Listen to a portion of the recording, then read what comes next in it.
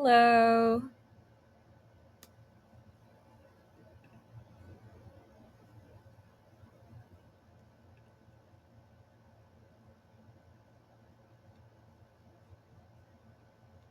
Hi, can you hear me?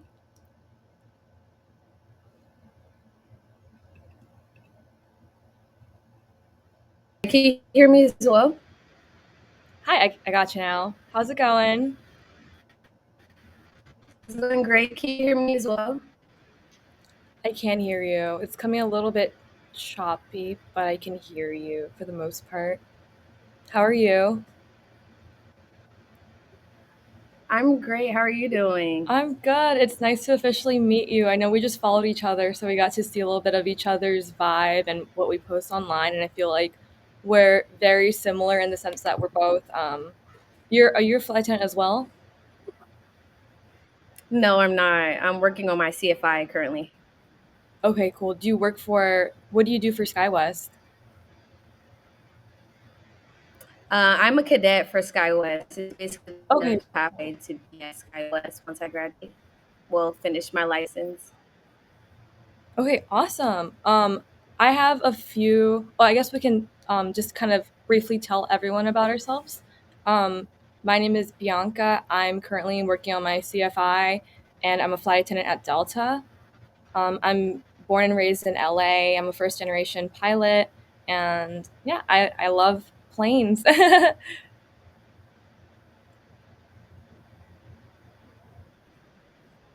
Yes, no, me too. Me too. I definitely realize that we are innovators coming into the industry. So it's just amazing to kind of see how we're navigating the world of aviation.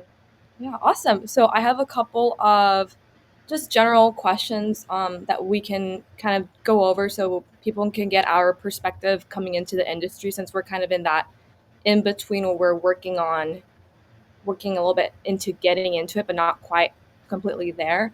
Um, Kind of a very general, basic one that everyone loves to get into, but everyone's story is unique is how did you get into aviation and what inspired you?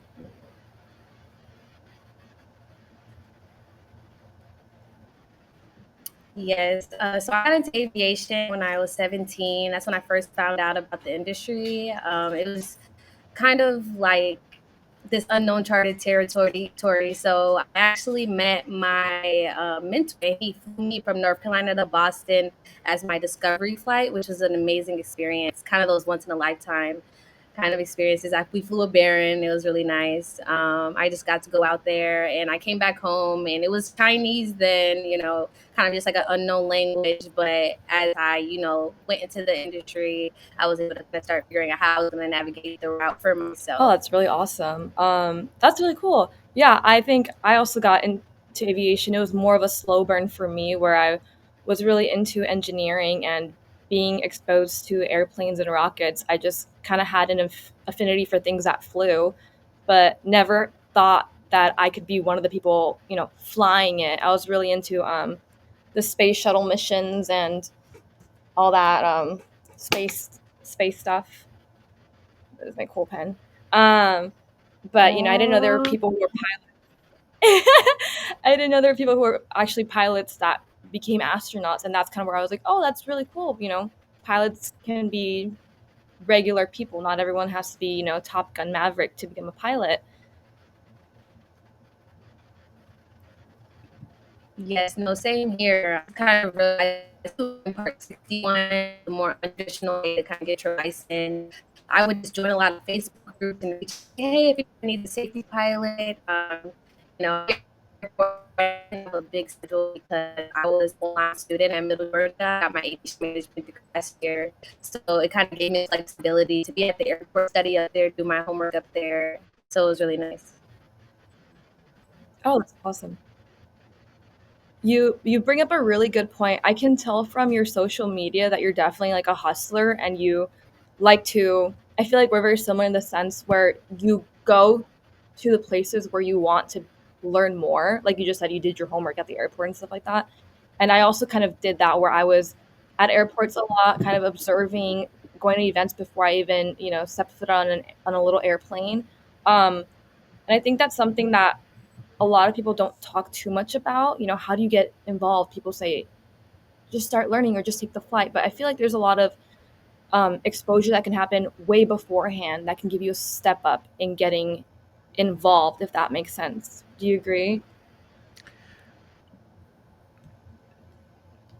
Kind of easy to So I'm just network going for to jump me in up, here. but it's hard to Yeah. network with my peers.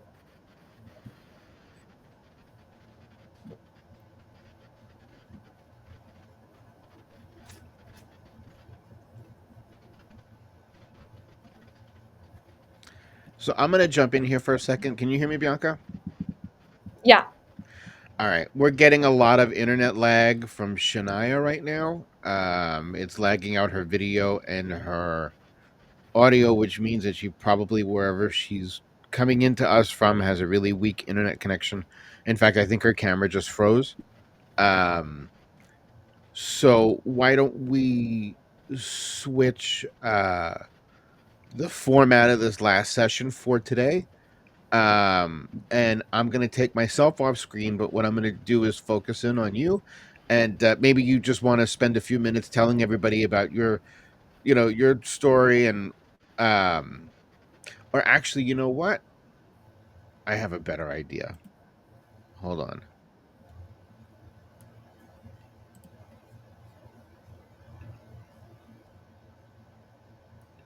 All right. I'm going to pull Shania out temporarily and I will interview you. Sounds So good. how did I don't know if you had covered this already. So how did you get into aviation? So a couple years ago in college, I wanted to do mechanical engineering, which is a really amazing field that I still love and respect.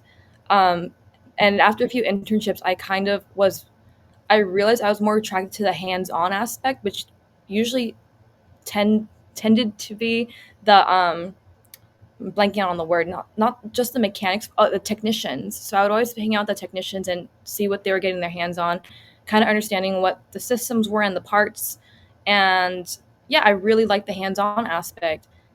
And from there on, I was like, well, I really want a job that's hands-on.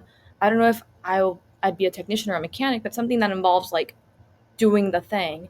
And then my boss at the rocket engine test site I was interning at, he had a Cessna, and I'd ask him a lot of questions about it, and he took me up maybe one or two times, and I was just mind blown because that was the first pilot I've ever met in my life. I didn't know like a civilian, normal person, whatever you want to call it, could be a pilot. And he's like, "Yeah, I just fly into work," and I was like, "I had no idea that was even a possibility." So it just kind of stuck in my head like, oh, like kind of anyone can do it if they do it. So it stuck in the back of my head for a few years, but I also knew, it came with a lot of costs and a lot of other things that I had no access to. So again, stayed in the back of my head for a few years. And then, I did a couple different random things, wasn't really ever too happy with anything I was doing. And then one day I just kind of was like, oh my God, like I really want to just be a pilot. And at that time, I had a mutual friend with one of my other girlfriends, and he was a instructor at the time. And I reached out to him and said, hey, this is kind of random, but Mm. I know we don't know each other. Can you tell me what the process is to become a pilot? And he's like, yeah. And he just threw so much information at me. I was so overwhelmed and so grateful at the same time. And I was like, okay, I don't even know how to start. And he's like, why don't you be a flight attendant? And I was like, what? I can't just be a flight attendant. Like I can't just drop everything and go to another base and like fly around the country. He's like, yeah, you can. And I was like, oh, I guess I technically can't. I'm an adult with free will. So I ended up doing that and saved up for roughly 5 months, like completely budgeted and saved up, and then started flight training soon after that. And then yeah, it's been maybe like 2.5 years now, and just got my commercial recently, and the grind doesn't stop there because now I gotta get my CFI and CFII. So Okay. Are you seeing on an from the educational side of things? Are you seeing a lot of young women coming up through the ranks now into aviation? yeah, as a flight attendant, I'm seeing a lot more first officers and captains. But I think the thing that I'm realizing more and more, again, from a flight attendant perspective, is when we board and that flight deck door is open, there are so many young girls that kind of peek their head and they're like, whoa, and young boys too. But the difference is the young boys are the ones that are like, can I go up there? Can I say hi? They're the ones that are more confident and they feel kind of like they can do that. And the young girls are just kind of shy about it. And, I have the power to be like, hey, you want to go say hi to the pilots? A lot of the times the young girls will be like, no, I'm scared, or they'll kind of shy away. But, I know they wanted to. And the boys always say yes. So I think that Hmm. like social, psychological, whatever starts from that of an early age where the little girls are like, no, that's not for me. And the boys are like, yeah, like I want to go up there. But the interest is still equal. You know what I mean? Hmm. Mm-hmm. So, okay, so I have kind of a loaded question for you. So, I'll give you a little bit of my background. So, aside from being CEO of Lara Marketing and Events and producing these conferences and things like that, Mm-hmm. in my career, I used to, a few years ago, work for Captech University down in DC, which is kind of famous for their aerospace and aeronautics and astronautics programs. Uh, Mm-hmm.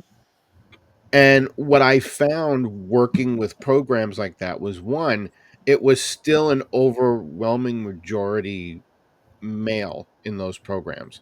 We did have women in those programs though. Yeah. When I was there that were starting, but they were obviously there was only you know a handful. Um, Mm-hmm.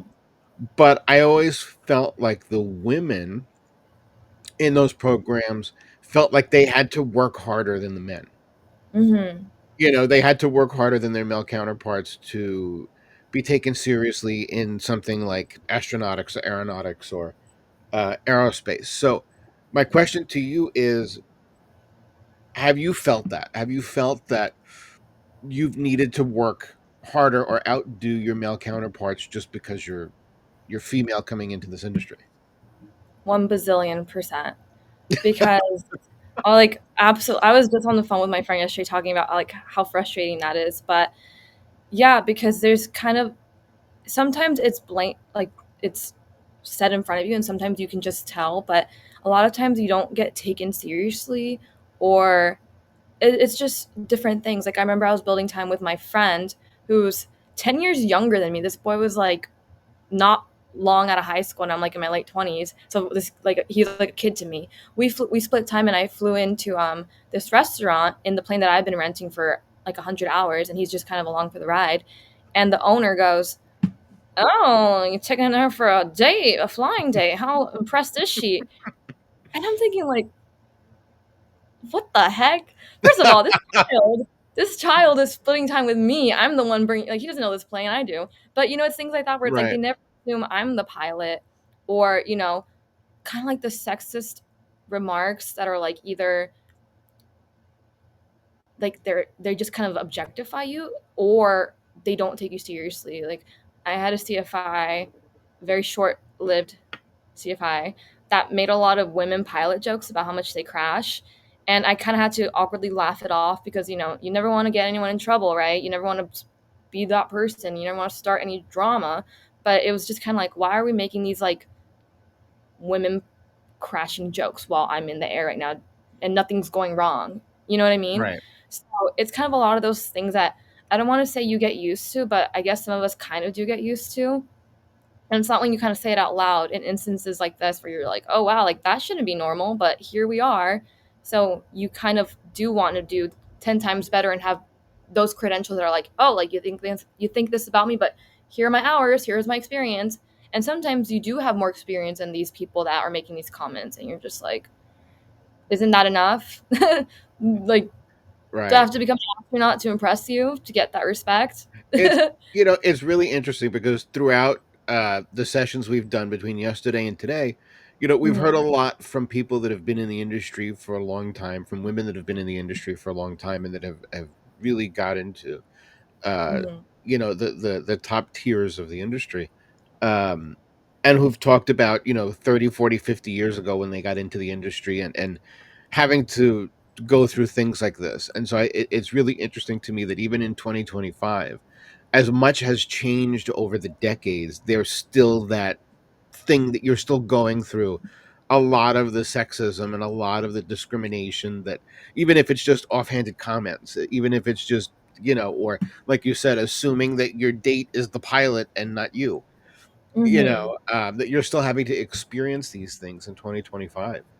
Yeah, Um, and things have gotten so much better because I I love reading a lot of books about the women that paved the way because A, Mhm. you want to respect them, and B, it's just great to know how things came to be where they are now.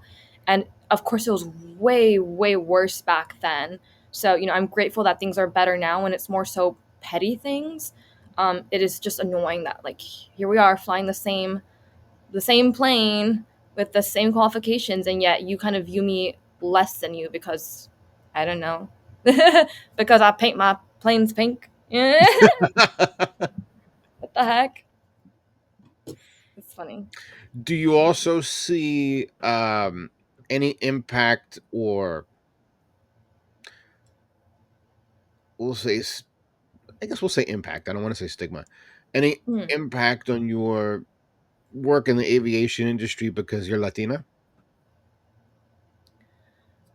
I feel personally not really. I think it is more of a gender thing, but I haven't Mhm. had any instances where I heard any, at least to my face, any comments about it. Of course, we're still a minority. That's always been the Right. case.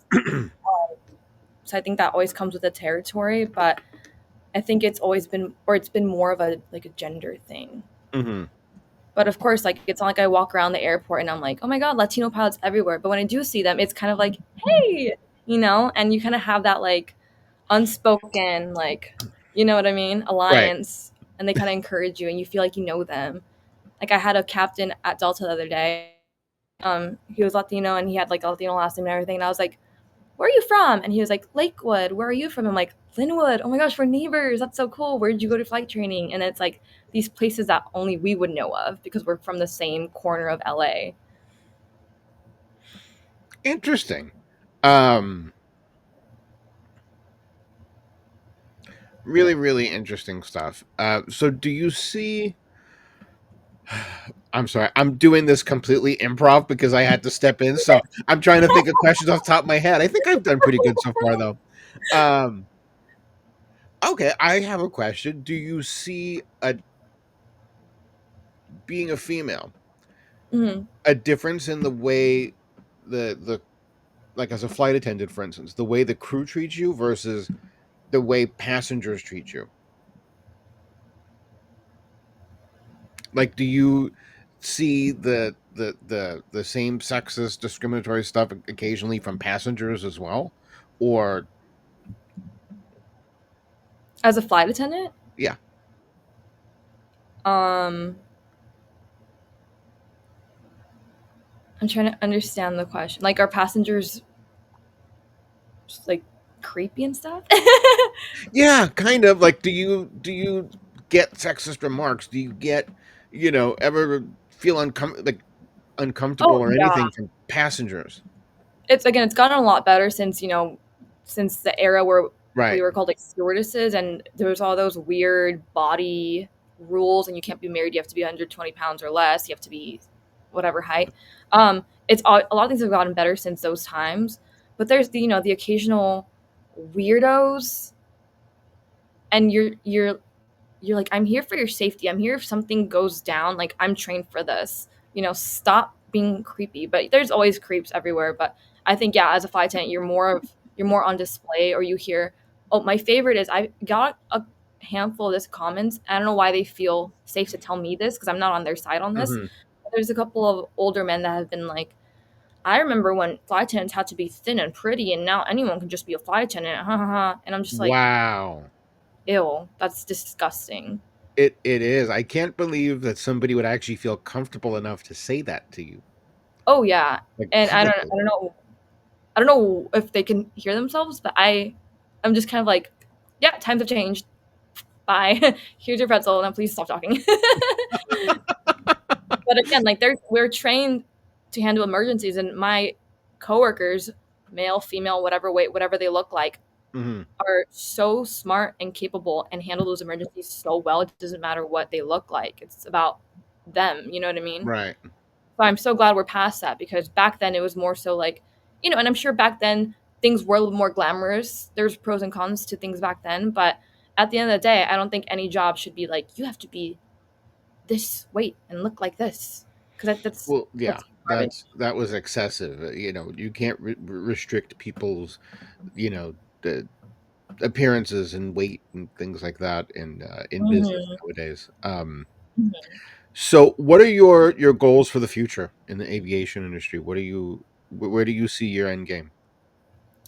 I would like to be a captain for a major airline, of course. Well, not of course, that's not everyone's goal, but I feel like that's such a generic thing to say. But I do, seeing how things work on the other side of the door, it does bring me joy and inspires me to see how, you're carrying hundreds of people to, you know, hundreds of different eh, situations, whether it's to someone's funeral, to vacation, to see someone they haven't seen in a while. There's so many stories that board this airplane, and to be the one of the two people that they all trust with their lives and their safety is such an honor. And as a flight attendant, I talk to them all the time, and I'm like, hey, why are you traveling? Or and you get all these stories, and you're just so, it's made me become so inspired just being at the airport and being like, people are here for a reason. Of course, people misbehave at the airport. There's always going to be that, but to just get to know people and why are they traveling, Mhm. where are they coming from, and all their individual stories, and then bring it back to why I want to be a captain of a major airline one day is, all these people trust you, and it's a big responsibility and an honor to be those people that take people from A to B, you know? Interesting. And yeah, I mean, I think that you should even go one step higher. I think you should start your own airline with all pink planes, so everybody knows it's Bianca Air. Oh, let me tell you, I like in the little, you know, wee part of my brain, I would love to do some kind of like side thing where I can like I'm obviously a very feminine person and I love girly stuff, and aviation is a male dominated field and it's masculine, blah blah blah. But I think flying is such a fun girly thing because it's like, all right, like put on my headset. The airplane's so precise and delicate, and you have to be very on top of things. Like it reminds me of like doing my makeup. Like, I don't know, it reminds me of, like, a lot of girly things, like, there's so much care and passion that goes into it. I hope no Right. one takes it the wrong way, like, I'm not trying to demean it or anything like that, but, I like to find parallels in my very polarizing interests, so, I don't know, I love both equally. I'm never gonna change who I am to fit a stereotype or a mold or to feel more, inclined to fit into any kind of community, but, you know, yeah, That's I would love to awesome. do something on the side Um, where I can merge the 2, mhm. um, you know, interests. That's amazing. Well, I wish you the absolute best. We're gonna wrap a little earlier than anticipated. I'm sorry we had the little technical glitch with Shania. Shania, we apologize. We had to take you out of the queue, but I think we still got some really had a really great conversation here with you today, Bianca. And thank you so much for joining us. Thank you so much for having this event and giving a platform for people like me to talk about all these different topics with aviation. Great. All right, everybody. So now we're going to go back to Mila Milcevic for our official conference close.